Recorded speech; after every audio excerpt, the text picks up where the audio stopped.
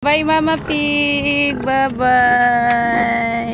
So, good morning mga kadiskarte. So ngayon mga kadiskarte ay napagdesisyonan ko na po talaga na ibenta na yung ating sow number 2. So dahil po kailangan na po nating ikal. Kasi 3 times na o 4 times na po pala siya nag-reheat.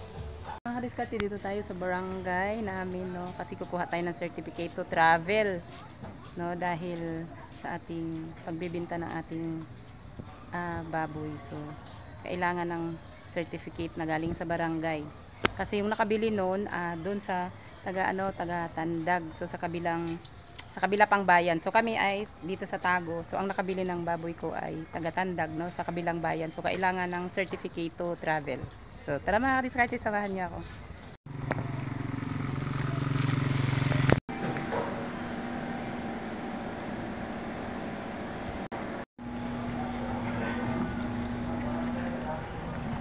Ito na mga kadiskarte, nakuha na natin ang certification for travel.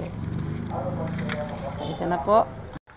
So ito mga kadiskarte, dati 100 lang ang bayad nito. So simula nung nag-June, nag-price increase daw po sila at 150 na po yung certification for travel. So ayan, kaway-kaway! Ayan sila ating mga buyer, sila ni Sir. So sila din yung ating buyer sa mga patining. Sila na yung ating suki. So yung patining na binibenta ng aking pamangkin na anak ng ating inahin. So sila din yung suki natin sa mga patining.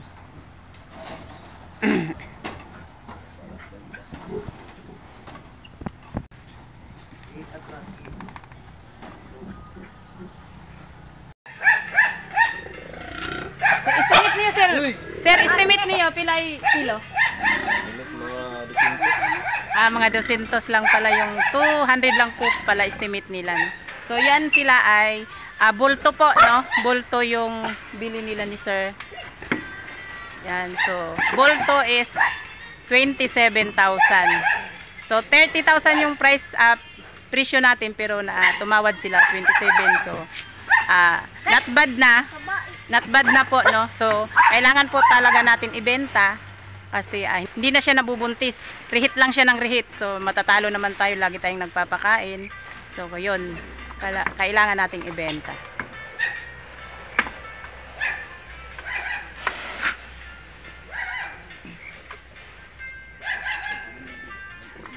So yun Mama Pig, bye bye. Galit ayaw.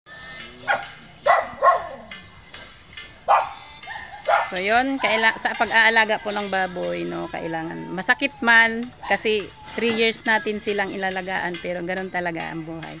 Ganoon talaga, kailangan natin talaga ibenta. Oy, yaturog na sayaon. Yaturog na sayaon. Kapoy na siya. Ito na. Okay, salamat din. So yun, binagay na natin yung certificate at ando na sila. Bye-bye Mama Pig! Bye-bye! Bye-bye!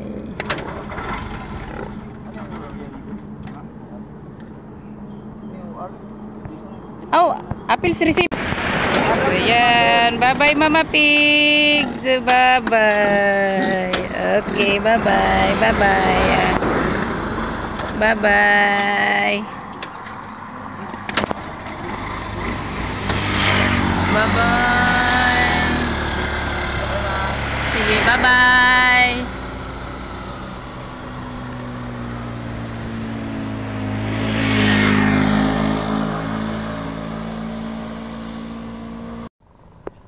So, yun mga kadiskarte, andoon na yung ating hinahing baboy. So, masakit man, pero kasi 3 years natin yun siya. 3 years tayo nag-alaga sa kanya, pero ganun talaga, no, kaysa malugi tayo, pakain ng pakain. So ibenta na lang natin. So tatak na lang natin sa ating isip na ganun talaga ang rule nila dito, no, ganun talaga. Pag mag-alaga ka ng baboy, dapat kailangan matibay ang dibdib mo.